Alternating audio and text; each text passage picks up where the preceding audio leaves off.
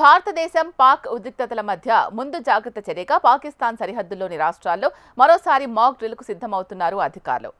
గురువారం సాయంత్రం mock drill జరిగింది. గుజరాత్, పంజాబ్, రాజస్థాన్, జమ్మూ కాశ్మీర్లలో మాక్ డ్రిల్ల ద్వారా యుద్ధ పరిస్థితులు ఎలా ఎదుర్కోవాలో స్థానిక పౌరులకు అవగాహన కల్పిస్తారు. అలాగే ప్రజలు అప్రమత్తంగా ఉండాలని కూడా సూచించారు. మాక్ డ్రిల్, బ్లాకౌట్, మాల్ తరలింపు వంటి సన్నాహాలను ఉన్నతాధికారులు సమీక్షిస్తున్నారు. మాక్ డ్రిల్ అనేది రియల్ టైం అత్యవసర పరిస్థితిని ఎదుర్కోవడానికి పౌరులను సిద్ధం చేయడం. మాక్ డ్రిల్ ద్వారా వ్యక్తులు, సంస్థలను అప్రమత్తం చేయొచ్చు.